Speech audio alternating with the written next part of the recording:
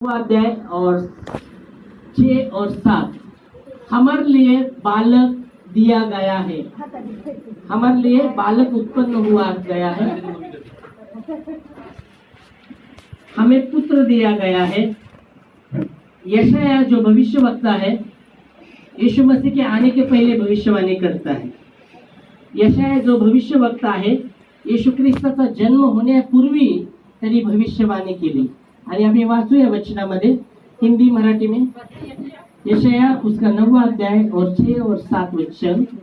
हाँ, कारण आम्हासाठी बाळ जन्मला आहे, आमच्यासाठी बाळ जन्मला आहे, आम्हास पुत्र दिला आहे, आम्हाला पुत्र दिला गेला आहे, त्याच्या खांद्यावर सत्ता राहील, त्याच्या खांद्यावर सत्ता राहील, त्याला अद्भुत मंत्री, त्याला अद्भुत मंत्री, समर्थ देव, सनातन पिता, शांतीचा अधिपती म्हणतील। शांतीचा अधिपती म्हणतील। हालेलुया। या इकडे लक्ष द्या, इकडे लक्ष द्या, वचन चांगले लक्ष द्या। ओके, ध्यान द्या। काय म्हणत आहे वचन मध्ये? आमच्यासाठी बाळ जन्मला आहे, आमच्यासाठी बाळ जन्मला आहे। केव्हा म्हणत आहे? आता येशूचा जन्म पण झाला नाही। येशूचा जन्म होण्यापूर्वी जी भविष्यवाणी यशाया भविष्यवक्त्याने केली, त्यांनी म्हटलं की आमच्यासाठी बाळ जन्मला आहे। Praise Lord. आमच्यासाठी पुत्र दिला गया आहे। पुढं त्याच्या खांद्यावर सत्ता राहील, त्याच्या खांद्यावर सत्ता राहील, त्याला अद्भुत मंत्री, त्याला अद्भुत मंत्री, समर्थ देव, सनातन पिता, शांतीचा अधिपती म्हणतील। शांतीचा अधिपती म्हटलं जाईल। आमेन, हालेलुया, प्रेज लॉर्ड। हिंदी मध्ये पण वाचूया। क्योंकि हमारे लिए एक बालक उत्पन्न हुआ है, हमें एक पुत्र दिया गया है, उस प्रभुता उसके कांधे पर होगी, उसका नाम अद्भुत युक्ति करने वाला, पराक्रमी परमेश्वर और अनंत काल का पिता। आमेन, हालेलुया। हमारे लिए बालक उत्पन्न हुआ गया है, हमारे लिए पुत्र दिया गया है, और वचन कहता है उसकी प्रभुता उसके कांधे पर होगी।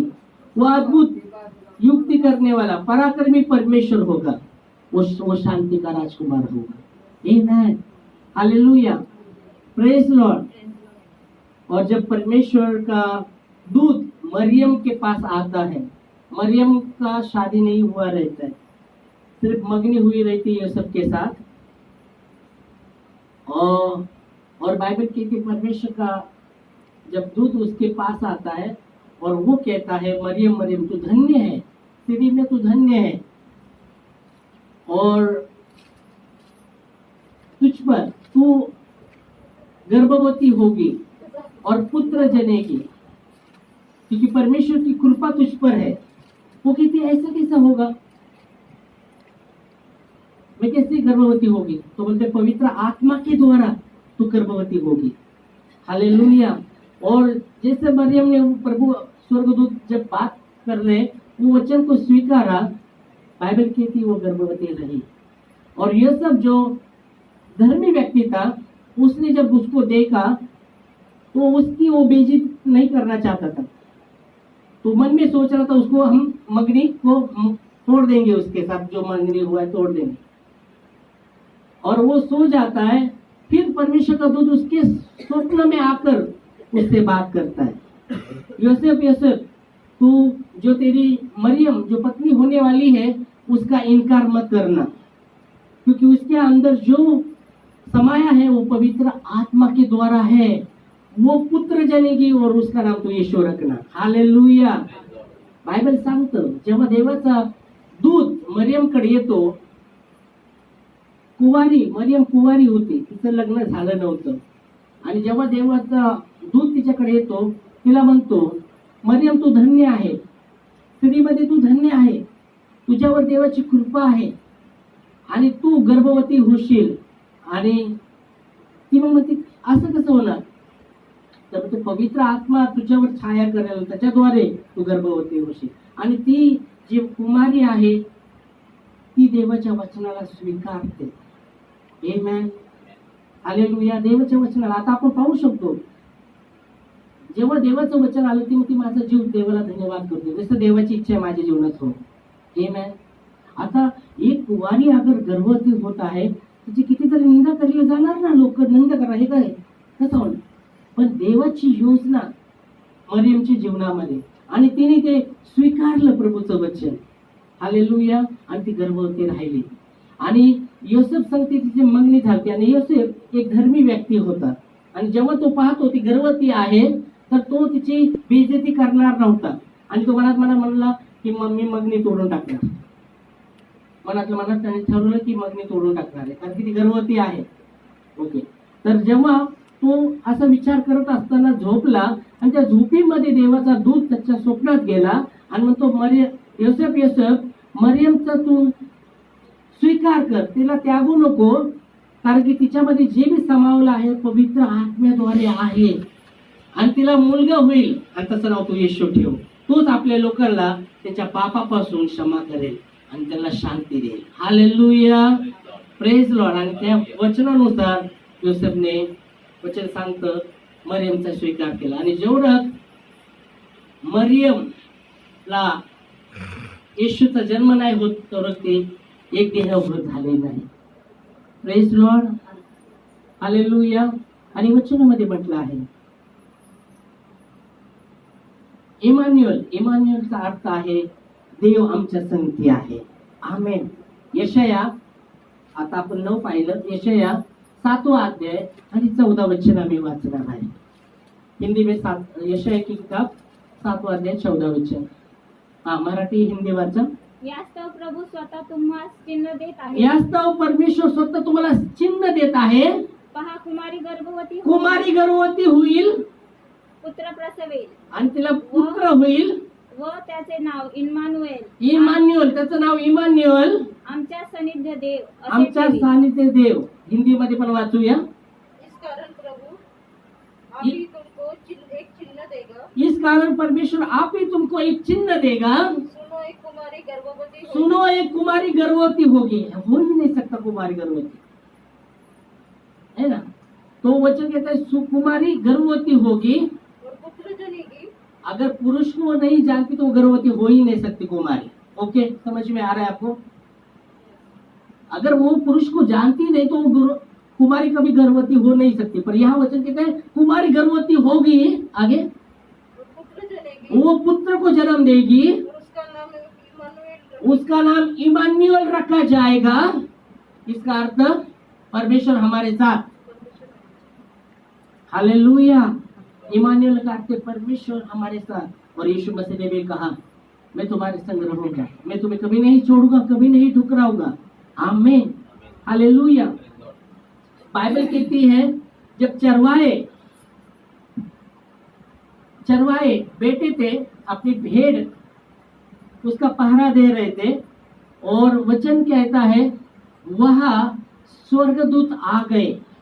स्वर्गदूत आकर उसको कहते, हम बड़े आनंद का शब्द तुम्हें, आनंद का बात बताते हैं, उसका सुसमाचार बताते हैं.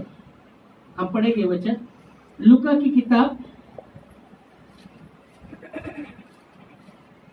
उसका 2रा अध्याय और 10 से 14 वचन. जल्दी लेना. हाँ.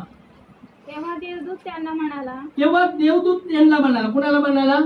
जे चरवाहे होते, भेड बकऱ्याला चारणारे लोक, ते संध्याकाळच्या वेळेस बसलेले पहारा देत आपल्या भेड बकऱ्याचं. आणि तिथं देवदूत प्रकट झाला, आणि देवदूत त्यांना म्हटला, भिवू नका. देवदूत प्रकट झाला आणि म्हटला, भिवू नका. पुढं कारण पहा जो मोठा आनंद सर्व लोकांस होणार आहे, जो मोठा आनंद सर्व लोकांना होणार आहे, त्याची सुवार्ता मी तुम्हाला सांगतो. तीही की तुमच्यासाठी आज दाविदाच्या गावामध्ये एक तारणारा जन्मला आहे. Praise Lord. पुढं तो ख्रिस्त प्रभू आहे. आणि तुम्हास खून ही की बाळवत्याने गुंडावळ्याला व गव्हाणी ठेवलेला एक बाळक तुम्हाला आढळेल. ती खून आहे. Praise Lord. बघा, येशू राजांचा राजा, प्रभूंचा प्रभू आहे. बायबल सांगतं स्वर्ग त्याचं सिंहासन आहे, आणि पृथ्वी त्याचे पायाचे पदासन आहे. आणि देव म्हणतो माझ्यासाठी तुम्ही कोणचं मंदिर बनवणार. जो देव राजांचा राजा प्रभूंचा प्रभू आहे त्याचा जन्म कुठं झाला है? जो राजाओं का राजा प्रभुओं का प्रभु है उसका जन्म कहाँ? किसमें हुआ है? चरनी में उसका जन्म हुआ है।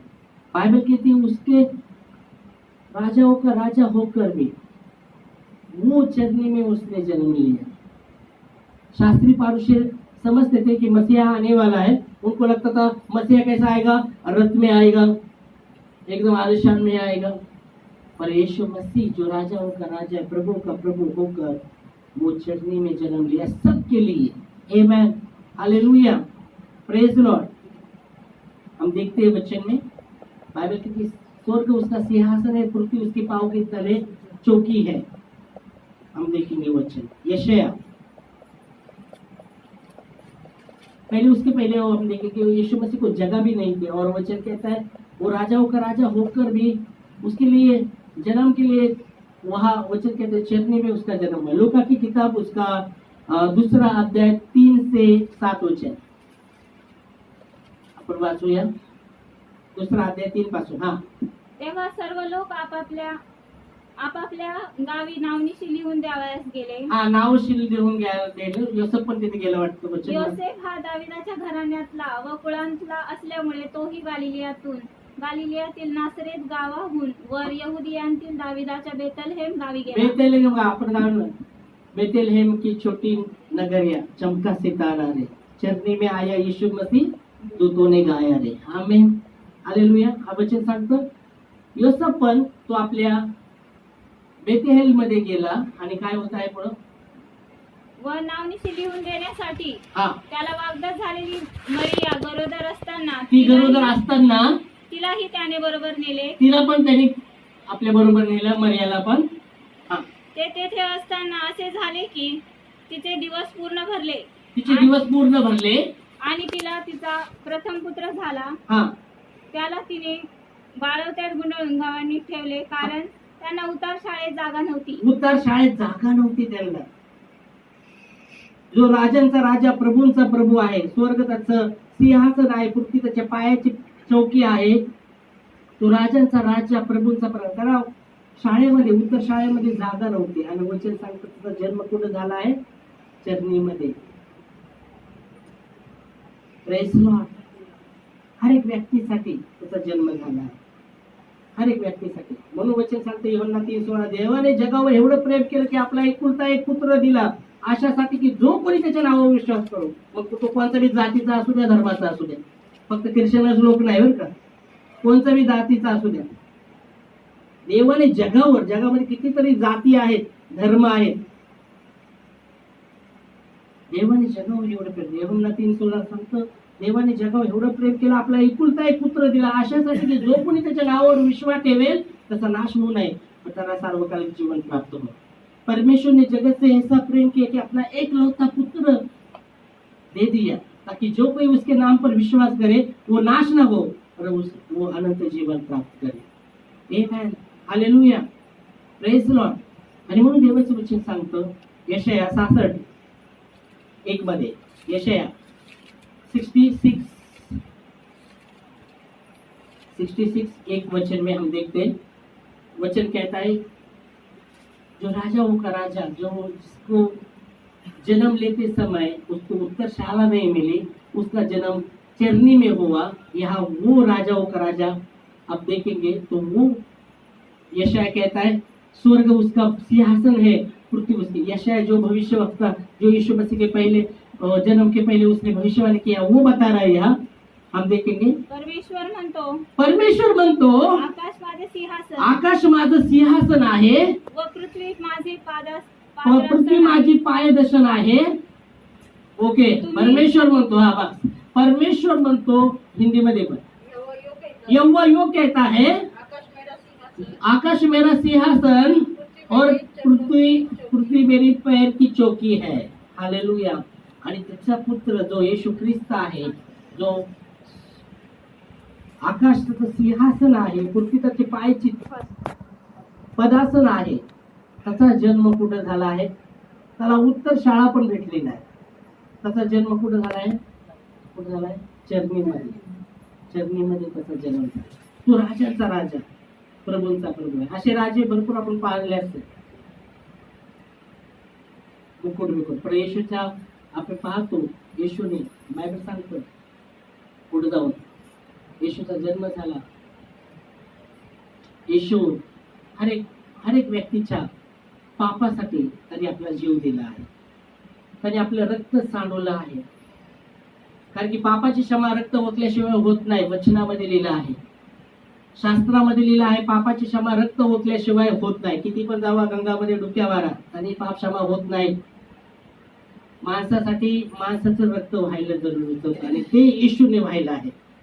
एक कचरा त्याचा रक्ताचा एक कचरा त्याने दिला आहे. का की सर्वांचं तारण व्हावं, त्याला मोकळीता मिळावी, त्याला जीवन मिळावं, भरपुरीचं जीवन मिळावं. अशासाठी येशू सर्वांसाठी, बायबल सांगतो पापासाठी. आपण वाचूया, पापाची क्षमा रक्त ओतल्याशिवाय होत नाही. इब्रानियों की किताब उसके 9 के 22 और 23 वचन में लिखा है, पाप की क्षमा लहू बहाने के द्वारा ही होता, बिना लहू बहाए पाप की क्षमा नहीं है. शास्त्रामध्ये लिहिलं आहे, रक्त ओतल्याशिवाय पापाची क्षमा नाही.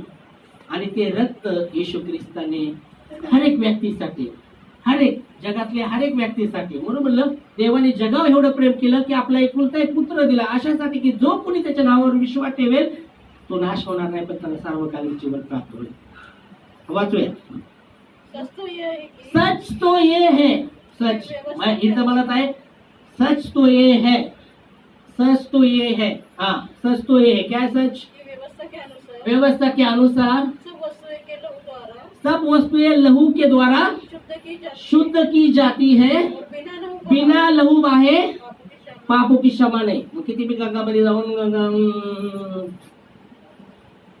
काय होणार नाही, पापाची क्षमा रक्त ओतल्याशिवाय होत नाही. आणि इथं म्हणून वचन बनत आहे, शास्त्रामध्ये लिहिलं आहे. मराठीमध्ये पण कसं लिहिलं आहे? नियमशास्त्राप्रमाणे रक्ताने बहुतेक सर्व काही शुद्ध होते, रक्ताने सर्व काही शुद्ध होते. आणि रक्त ओतल्या वाचून पाप क्षमा होत नाही, आणि रक्त ओतल्याशिवाय पापाची क्षमा होत नाही. हालेलुया. 23 वचन पर्यंत वाचायचं. याप्रमाणे स्वर्गातील गोष्टीचे नमुने अशाने शुद्ध होणे अवश्य होते. प्रत्यक्ष स्वर्गीय गोष्टी तर ह्यांहून चांगल्या यज्ञांनी शुद्ध होणे अवश्य होते. म्हणून येशूचं रक्त आणि रक्त ओतलं गेलं आहे, त्याचं रक्त सांडवलं गेलं आहे. Praise Lord.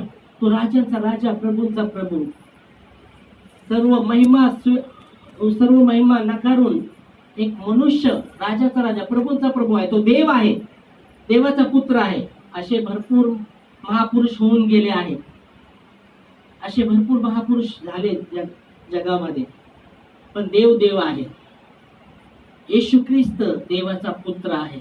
आणि म्हणून देवाचं वचन, देवाने जगावर एवढं प्रेम केलं की आपला एकुलता एक पुत्र हर एकासाठी दिला, अशासाठी की जो कोणी त्याच्या नावावर विश्वास ठेवेल त्याचा नाश होऊ नये, पण त्याला सार्वकालिक जीवन प्राप्त हो. देव आपलं प्रेम, वचन सांगतं, देव आपल्यावरचं प्रेमाचं प्रमाण हा देतो की जेव्हा आम्ही पापी होतो तेव्हा येशू ख्रिस्त आमच्यासाठी मेला. रोमकरासपत्र 5:8 मध्ये लिहिलं आहे. रोमियो की किताब उसका 5:8 में लिखा है, परमेश्वर अपने प्रेम की भलाई हम पर ऐसा प्रकट करता है, जब हम पापी थे तभी यीशु मसीह हमारे लिए मरा. परंतु परमेश्वर हम पर अपने प्रेम की भलाई इस रीति से प्रकट करता है कि जब हम पापी थे तभी यीशु मसीह हमारे लिए मरा. उसने का जन्म, परमेश्वर ने जगत से ऐसा प्रेम किया कि अपना इकलौता दिया, इसलिए कि जो कोई उसके नाम पर विश्वास करे वो नाश ना हो. तो राजाओं का राजा, उसका जन्म चरनी में हुआ. राजाओं का राजा, प्रभु का प्रभु, उसका जन्म चरनी में हुआ. लुका 2 अध्याय 8 से 11. जल्दी निकालना. सभी लोगों के लिए बड़ा आनंद का सुसमाचार, सारे लोगों के पापों के लिए क्षमा के लिए हम पढ़ सकते हैं.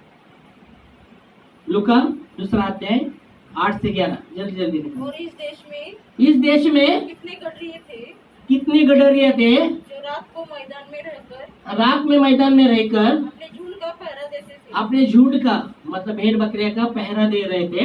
आगे और प्रभु का एक दूत परमेश्वरचा दूत एक दूत तिथं प्रगट झाला, खड़ा हुआ. और प्रभु का तेज उनके चारों ओर चमका परमेश्वर का तेज उनके चारों ओर चमका. और वे बहुत डर गए. वो बहुत डर गए. अरे ये क्या है? वो डर गए बहुत. हाँ, तब स्वर्गदूत ने उनसे कहा, स्वर्गदूत ने तब उनसे कहा, मत डरो, क्योंकि देखो देखो मैं तुम्हें बड़े आनंद का सुसमाचार सुना बड़े आनंद का सुसमाचार सुनाता हूँ, जो सब लोगों के लिए होगा. सब लोगों के लिए होगा. याचं म्हणलं सर्व लोक कोणचा बी धर्मातला असो. म्हणून म्हणलं देवाने जगावर एवढं प्रेम केलं की आपला एकुलता एक पुत्र दिला अशासाठी की जो कोणी त्याच्या नावावर विश्वास करेल त्याचं तारण व्हावं, त्याचा नाश होऊ नये.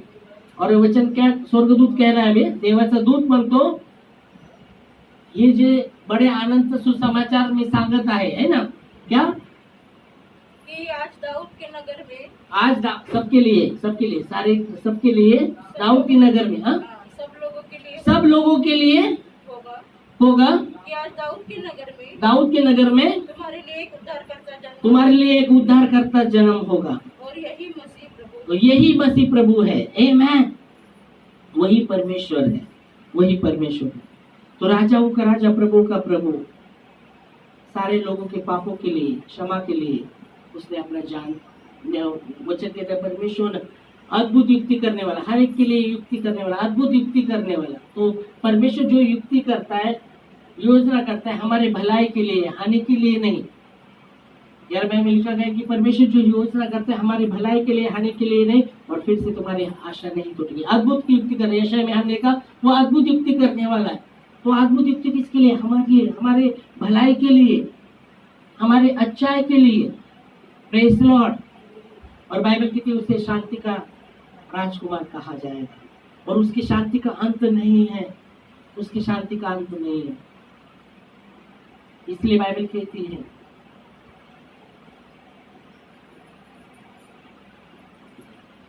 वही व्यक्ति बोल सकता है जिसके पास वो शांति है. संसार में कहीं शांति नहीं है. पर यीशु कहता है, हे बोझ से दबे हुए लोगों, हे परिश्रम करने वाले लोगों, मेरे पास आओ, मैं तुम्हें विश्राम दूंगा, मैं तुम्हें शांति दूंगा. हालेलुया. Praise Lord. शांति शांति मन शांति शांति शांति शांति करने से शांति नहीं आती. शांति की बाट जोगने से शांति नहीं आती. यीशु मसीह वो शांति देता है. इसलिए यूहन्ना 14:27 में वो कहता है, मैं अपनी शांति तुम्हें देता हूँ, जैसा संसार देता है वैसा नहीं देता. इसलिए तुम्हारा मन व्याकुल ना हो और ना डरे. म्हणजे जगातली शांती आणि देवाची शांती याच्यामध्ये फरक आहे.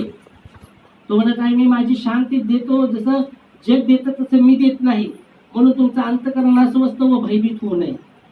येशू ख्रिस्त आपली शांती देत आहे. कारण की देवाचं वचन सांगतं देव शांतीचा राजकुमार आहे आणि त्याच्या शांतीचा अंत नाही. Praise Lord. राजाचा राजा, प्रभूंचा प्रभू. बायबल सांगतं क्रूसची कथा नाश होणाऱ्या लोकांसाठी मूर्खतेच्या गोष्टी आहेत. काय नाश होणाऱ्या लोकांसाठी मूर्खतेच्याच गोष्टी आहेत क्रूसची कथा. पण ज्यांना तारण प्राप्त होत आहे त्याच्यापासून त्यांना सामर्थ प्राप्त होत आहे. हालेलुया. Praise Lord. बायबल सांगतं ते अंधाराच्या, मृत्यूच्या अंधाऱ्यामध्ये बसले होते लोक. आपण वाचू या वचनामध्ये. त्या मूर्तीच्या अंधारामध्ये ते लोक जे बसले होते आणि वचन सांगतं त्यांच्यावर प्रकाश चमकला. हालेलुया. जो लोग अंधेरे में चल रहे थे उन पर बड़ा उजाला देखा, और जो लोग घोर अंधकार से भरे हुए मृत्यु के देश में रहते थे उन पर ज्योति चमकी. हालेलुया. Praise Lord. अंधकार में चलने वाले चल रहे थे. भय का अंधकार. अंधकार काय? भय का अंधकार. उद्या काय होणार? भीतीचा अंधकारामध्ये ते बसले. उद्या काय होणार? पण त्यांच्यावर देवाचं उन पर परमेश्वर की ज्योति चमकी. हालेलुया. Praise Lord. बाइबल सांगतं ते जो गडरिये थे, उन्होंने ज्योति देखी। ज्योति का अर्थ है कुछ नया होने वाला है, कुछ नया होने वाला है। Praise Lord, hallelujah. हमारे लिए एक बालक उत्पन्न हुआ। बालक उत्पन्न होता है, वह एक नया जीवन को दर्शाता है। आमेन।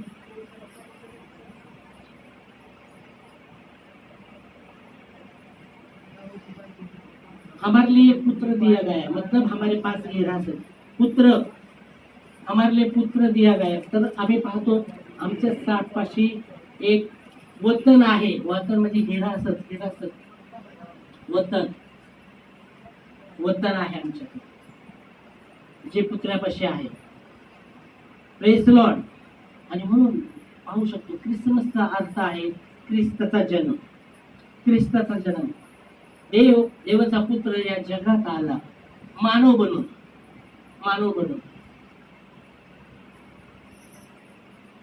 आणि त्याने सर्वांचे पाप स्वतःवर घेतले, कारण की पापाची क्षमा रक्त ओतल्याशिवाय होत नाही। आणि म्हणून बायबल सांगतं यशाया 53:5 मध्ये, खरोखर तो आमच्या अपराधामुळे घायल झाला, आमच्या दुष्ट कर्मामुळे वेचला गेला, आमच्या शांतीसाठी त्याला ताडना झाली, त्याला बसलेल्या घोड्याच्या फटकेने आम्हाला आरोग्य मिळाले। सचमुच वो हमारे अधर्मों के कारण घायल किया गया, हमारे पापों के लिए कुचला गया, हमारी शांति के लिए उसको ताड़ना पड़ी कि उसके मार खाने से हम चंगे हुए। हमने तो अपना मार्ग लिया था, पर हमारे सबका अधर्म का बोझ उस पर लाद दिया येशू ख्रिस्तावर। आम्ही तर आमचे मार्ग घेतलेले, पण आमच्या सर्वांचे अधर्माचं ओझ त्याच्यावर ठेवलं गेलं, आणि त्या ख्रिस्ताने, येशू ख्रिस्ताने ते ओझ घेतले, ते आमचे अपराध घेतले आणि क्रूसवर त्याने आमच्यासाठी बलिदान दिलं। आणि तो फक्त मेलाच नाही, त्याने जन्म घेतला, स्वर्गातून तो उतरला, आम्हाला जो जीवनचा रस्ता दाखवण्यासाठी, तो आमच्या कर्जासाठी त्याने आमच्या कर्जासाठी त्याने आपलं रक्त ओतलं, तो मेला गेला आणि तिसऱ्या दिवशी पुन्हा उठला। असे महापुरुष भरपूर होऊन गेले, मी म्हटलं मोठे महापुरुष होते, पण कुणी असा मनुष्य मेल्यातून उठला नाही।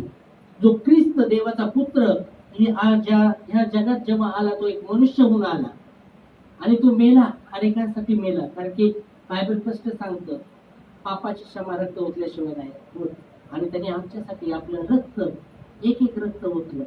आणि ईश्वर आधी सांगतो मला असं करण्यात येणार आहे माझं, आणि तिसऱ्या दिवशी पुन्हा उठणार आहे, आणि तो उठला आहे, तो जिवंत आहे। त्याचा जन्म आणि मृत्यू आणि पुन्हा उठणं सार्वकालिक जीवनासाठी, आणि आज पण तो जिवंत आहे। आमेन, हालेलुया, प्रेज लॉर्ड। आणि म्हणून देवाचं वचन सांगतं देव, इमानुएलचा अर्थ देव आमच्या संगती आहे, देव आमच्या संगती आहे। यशायामध्ये आम्ही पाहिलं, मत्ते 1:23 मध्ये पण योसेफला जेव्हा परमेश्वरचा दूत दर्शन देतो, तिथं पण तो म्हणतो इमानुएल, त्याचं नाव इमानुएल ठेवलं। आम्ही वाचूया तिथे वचन, मध्ये एकच वचन घे, मग प्रार्थनेमध्ये आपण थांबणार आहे। देखो एक कुंवारी गर्भवती होगी और एक पुत्र जनेगी, उसका नाम इमानुएल रखा जाएगा,